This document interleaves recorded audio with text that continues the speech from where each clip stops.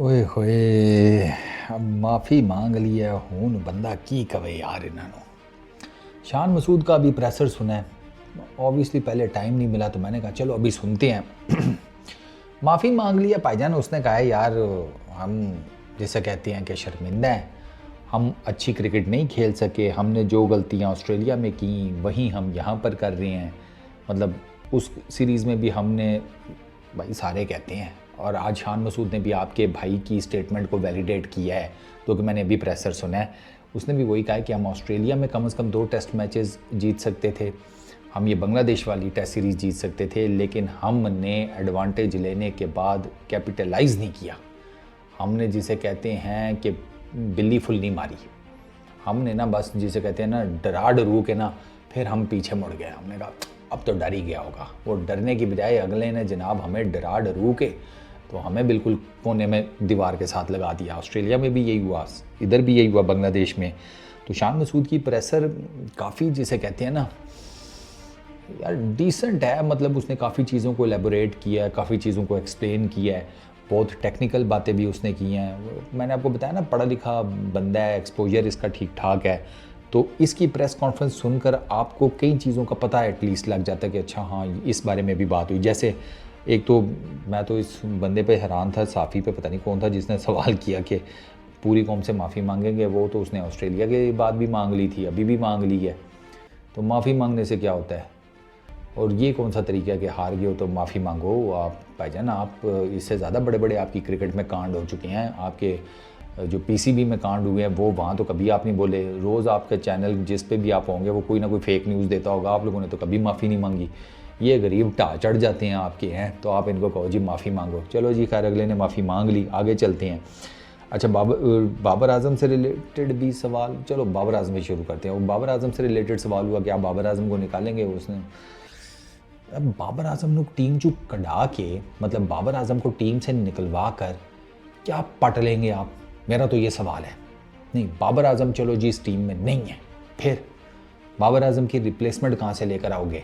शान मसूद ने तो सवाल किया ना कि इस टाइम पर कौन सी पाकिस्तान के अंदर ऐसी 4 डे क्रिकेट चल रही है कि जिसको देखकर मैं कहूँ कि बाबर आजम की रिप्लेसमेंट, इस टूर्नामेंट में ये लड़का अच्छा खेल रहा है तो इसको इसकी रिप्लेसमेंट में ले आते हैं। उसने तो बड़ी टेक्निकल बात की है, फिर ताड़े को जवाब ही नहीं सी, बस गलती सही कह रहे हो, ठीक है। चल भाई प्रेशर के बाद फिर आप इस पर आ जाते हैं। और बाबर आजम को टीम से निकाल कर कोई जिसे कहते हैं ना आपको वो नहीं होगा। बाबर आजम को टीम से निकालना एक बिल्कुल डिफरेंट चीज़ है।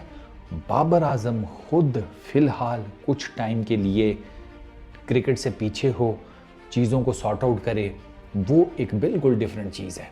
ये इन दोनों चीज़ों को मिक्स ना करें।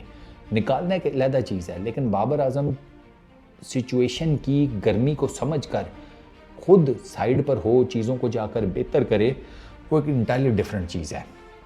तो शान मसूद ने तो यही कहा कि बाबर आजम जैसे बैटर को अब ठीक है, नहीं उसके 15 इनिंग्स 16 इनिंग्स हो गई हैं, रन्स नहीं आ रहे, लेकिन आप इतने मेजर प्लेयर को इस तरीके से ड्रॉप नहीं कर सकते, और प्लस आपके पास ऑप्शन भी कोई ना हो, ये साफ सी बात है। अब बाबर आजम का एक तो ये भी है ना कि वो अगर 4 डे क्रिकेट चल रही होती तो बाबर आजम को फॉर दैट मैटर वहाँ पर भी भेजा जा सकता था कि वहाँ जाकर आप बैटिंग करें, अपने जो फ्लॉज हैं उनको ओवरकम करें, वहाँ पे इतना प्रेशर भी नहीं होता, ठीक है, वो सारे मामलात ज़रा फ्लुएंसी आ जाएगी, दिस दैट 100 चीज़ें, तो एक तो ये किया जा सकता है। दूसरा पे शान मसूद ने एक बड़ी ज़बरदस्त बात की, उसने कहा देखें जी T20 क्रिकेट खेल करना टेस्ट क्रिकेटर नहीं पैदा हो सकता, और बात बिल्कुल जेन्युइन है। ही सेड कि यार आप देखें ना, एक तो पाकिस्तान की टेस्ट सीरीज़ के बीच में गैप बड़ा होता है, अभी पिछली जो मेरा ख्याल है ऑस्ट्रेलिया से पहले शायद 10 महीने का गैप था, कुछ इस तरह था, तो अच्छा खासा किस्म का ना गैप आ जाता है। तो उस गैप में हमारे प्लेयर्स वो ज़्यादातर T20 क्रिकेट खेलते हुए आपको नज़र आते हैं। लीग क्रिकेट हो गई या पाकिस्तान की इंटरनेशनल कोई असाइनमेंट होगी, वो T20 ज़्यादातर इस तरह चल रही होती है। उसने कहा फिर जब आप इस तरह T20 खेलते रहेंगे तो टेस्ट क्रिकेट की मेंटालिटी कहाँ से लेकर आएंगे? टेस्ट क्रिकेट की मेंटालिटी तो इंटायरली डिफरेंट है। टेस्ट क्रिकेट में ही सेड कि आपको मेंटली बहुत ज़्यादा स्ट्रांग होना पड़ता है, फिजिकली बहुत ज़्यादा स्ट्रांग होना पड़ता है। एक चीज़ तो शान मसूद की प्रेशर से मैंने अंदाज़ा लगा लिया कि जो हमारी टीम की ओवरऑल फिटनेस है उससे वो कुछ बहुत ज़्यादा सेटिस्फाइड नहीं है, और इसी की बेस के ऊपर मैंने आपको दिन में कोई एक वीडियो की थी जिसमें मैंने आपको बताया था कि पीसीबी फिटनेस टेस्ट करवाने लगा है अपने सारे प्लेयर्स के। इसका मतलब यह है कि हमारी फ़िटनेस के मसाइल हैं, और सर आपने 5 दिन की क्रिकेट खेलनी है और आप फिट ही नहीं है तो आप क्या खेलेंगे क्रिकेट, खुद सोचें। हमारे बॉलर्स के आगे भी क्वेश्चन मार्क है। जो हमारे इस टेस्ट मैच में भी बॉलर थे जितने भी, उनकी भी इन पर्टिकुलर पेस बॉलर, उनकी फ़िटनेस के ऊपर क्वेश्चन मार्क हैं। जो बाहर बैठे उनकी फ़िटनेस के ऊपर क्वेश्चन मार्क हैं। हमारी जो बैटिंग है सारी की सारी, उसके ऊपर फिटनेस के क्वेश्चन मार्क हैं। तो आपको मेंटली भी फिट होना है, आपको फिजिकली भी फिट होना है टेस्ट क्रिकेट के लिए, उसके बगैर कोई चारा नहीं है। बाकी उसने कहा कि हम गलतियां कर रहे हैं, हम फ़िलहाल उनसे सीख नहीं पा रहे। हम मैच में एज ले जाते हैं, हम मैच में जिसे कहते हैं कि एक सेशन ऐसा आता है कि जिसमें हमारी ग्रिप बन जाती है, हम अपोनेंट्स के ऑन टॉप हो जाते हैं।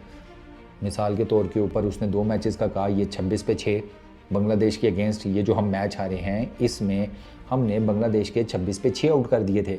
यार हमसे 4 विकेटें नहीं बाद में ली गई।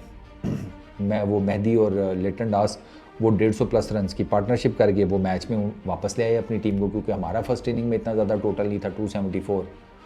ठीक हो गया एक चीज़ ये। फिर उसने कहा कि यार हमारी जिस तरीके से बॉलर्स को करना चाहिए था वो सही नहीं हो सका।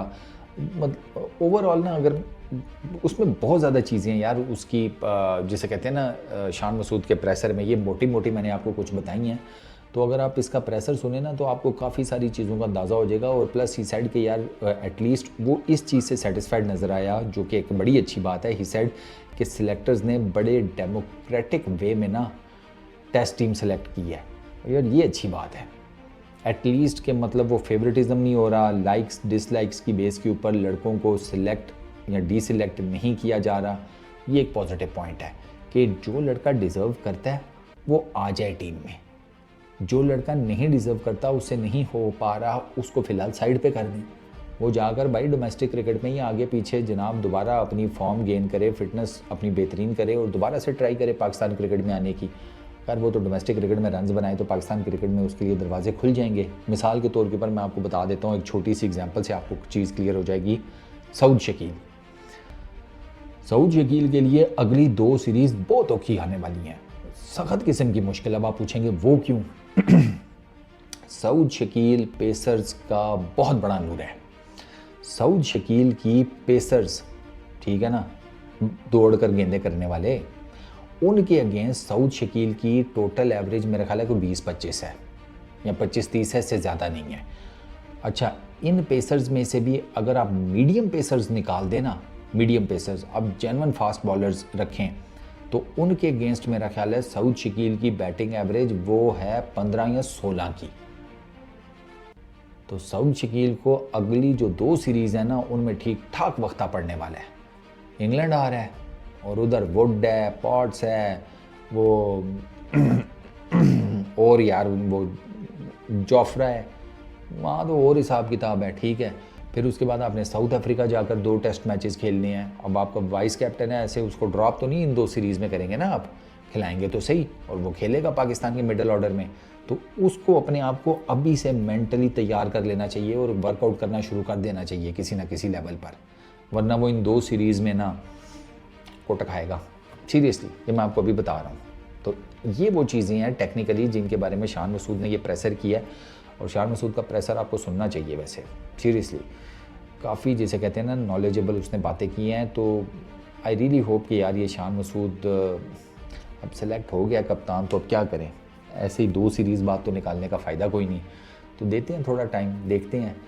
जिस तरीके से इसकी 3 इनिंग्स है ना रिसेंटली, 2 मेलबर्न वाली और एक इधर ये जो इसने खेली है जिसमें 50 किया इसने इसी टेस्ट मैच में, है अंदर है सही इसके, लेकिन फुल जिसे कहते हैं ना बड़े कैनवस पर नहीं वो आ रहा। आई रियली होप कि जल्दी वो एज ए बैटर बड़े कैनवस पर आए, क्योंकि जब वो बैटर बड़े कैनवस पर आएगा ना फिर वो जिसे कहते हैं कि कप्तान भी अच्छा बन पाएगा।